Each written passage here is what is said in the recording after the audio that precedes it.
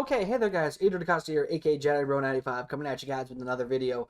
And in this video, guys, I want to talk about one thing that I think the Bucks could do, and in my opinion, it is holding the Bucks back from really, and specifically Giannis Antetokounmpo back, from taking that next step into being a legitimate championship contender. Now, the Bucks, as of recording this video, have lost their fifth straight game to the Toronto Raptors. Yeah, that's basically it. I don't know how you lose to Toronto, but anyways, then again, I just don't like the Raptors. But they lost to the Toronto Raptors for their fifth straight game. Giannis is still, and the Bucks and them are still individually are having good seasons. Giannis is still putting up his good numbers, 28 and 14 with 5 assists, a steal and a block on 56% from field. Chris Middleton is still putting up 20 points on 50, 40, 90. Drew Holiday he's contributing mildly with 16 points on 50% from the field and like 38% from behind the arc. Brook Lopez is being a quality stretch 5 that, is just very impactful for this team.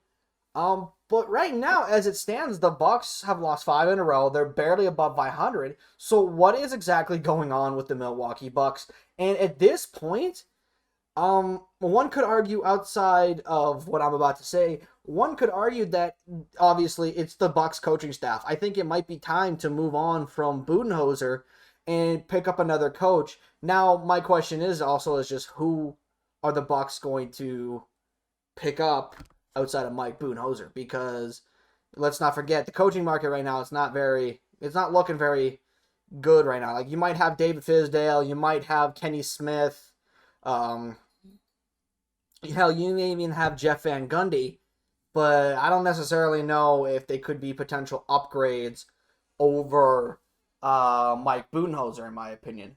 However, the one flaw that I think is realistically holding Giannis back, and I've had this take since the 2020 playoffs, in my opinion, he's just playing the wrong position. Now, why do I say that? Well, there's a few reasons. Reason number one, look at the skill set Giannis displays, okay? He's a tremendous rebounder for who he is. He's an elite finisher around the rim. I would argue the best finisher at the basket in today's NBA, especially with those long legs and those, okay, I might sound a little weird on that, but with those long strides and his freakish frame. Also, he's a very good ball handler for his size and stature. Also, he's a solid playmaker, which, 6 assists to 3.5 turnovers. That's not really tremendous when it comes to playmaking ability, but hey, you'll take the good with the bad. However, when you look at his shooting touch, it mostly resembles a big man. He is fantastic around the rim, but he is not very good outside of the paint, as it's been painfully obvious in the last 2 postseasons where the Bucks just could not, where the Bucks and more specifically Giannis couldn't figure it out how to generate shots outside of the fast break. And so, therefore, they struggled, and they were knocked out, I would argue, prematurely in both 2018 and 2019 and 2020, as I expected the Bucks go to the finals both seasons, but they didn't. So, I mean, it is what it is. However, yeah, like I said, when you look at Giannis' skill set, it closely resembles a modern-day center. He's an elite finisher around the rim. He's one of the best rim protectors in the league. He is a good passer for his size. He's an elite rebounder.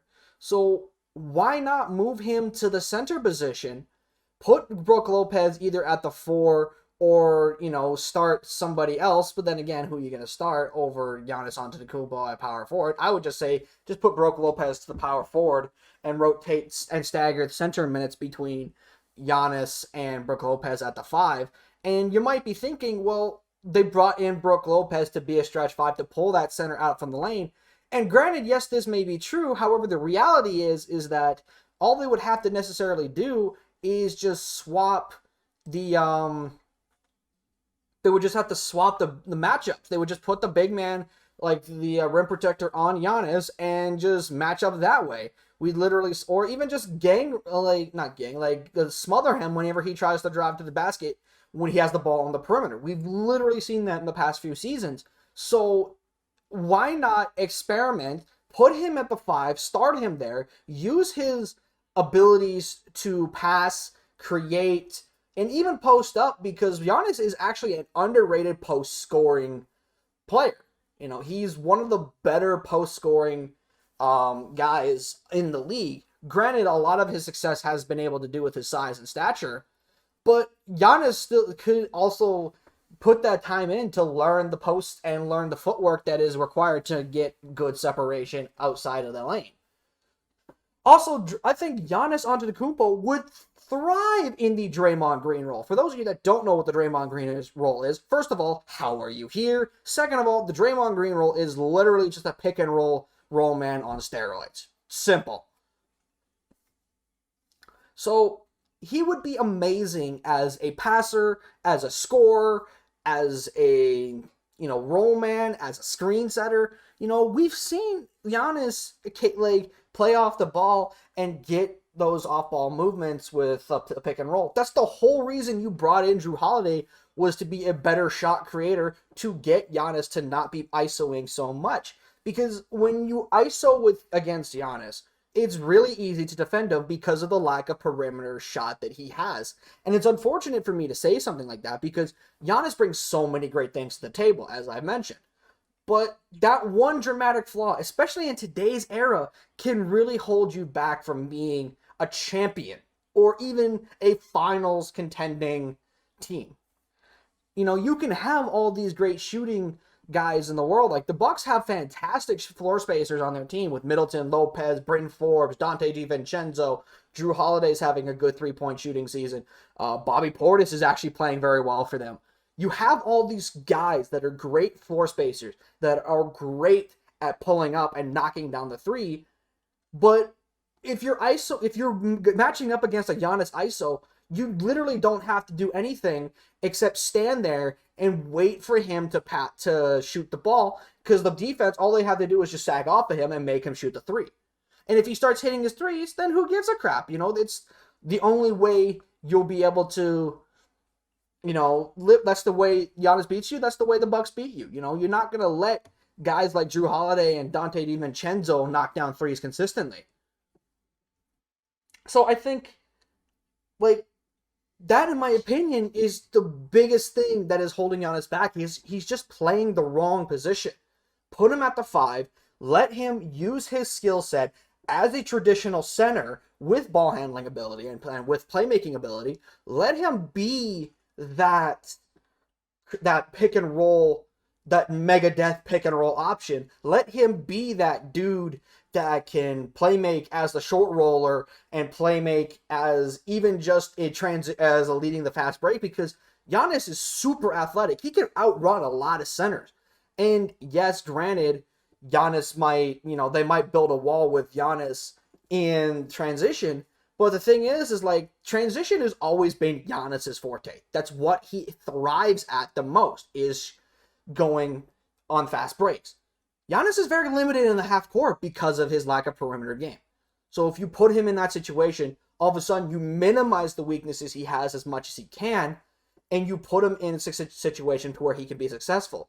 Because without a great perimeter shot, he's not going to be able to succeed as much as I want him to succeed. Even guys like Michael Jordan had to put time on their perimeter jumpers to make sure that they became as effective as they can be. And Michael Jordan turned out to be the greatest player to ever play the game. Same with guys like LeBron. LeBron was an up and down shooter for the majority of his career. Granted, he still is in some aspects, but for the majority of his career, for the first 7 years in Cleveland, he was, if he beat you by shooting threes, that was what you lived with. But now he's put the time in. He got his jump shot the way he wanted it to go. And now he's become a respectable, decent threat from behind the arc that defense has to, at least account for. You can, not saying that you would rather live with LeBron shooting threes over getting to the rim and drawing fouls, although you fucking would. But it's not a total coin flip with LeBron. If he's open, he'll be able to hit it he'll be able to hit it every at a baseline average level. Giannis isn't capable of being average at that level right now, or ever, maybe. Giannis is still pretty young. He could develop and take some time to get that jump shot down. But as it stands right now, it's really not looking like he can be like that. So minimize his weaknesses. Treat him as a huge center. Treat him as basically Shaquille O'Neal with ball handling ability. That's all you really got to do. Treat him as Shaquille O'Neal with ball handling.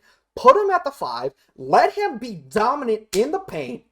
And job done. And if it doesn't work out, well then, hey, it just doesn't work out. Sometimes things just don't work out in life. But again, it's the whole reason you got Jrue Holiday. It's the whole reason the Bucks have surrounded Giannis with three-point shooters, because of the fact of his inability to shoot the ball. So you want to pull the big away from the basket as much as you can.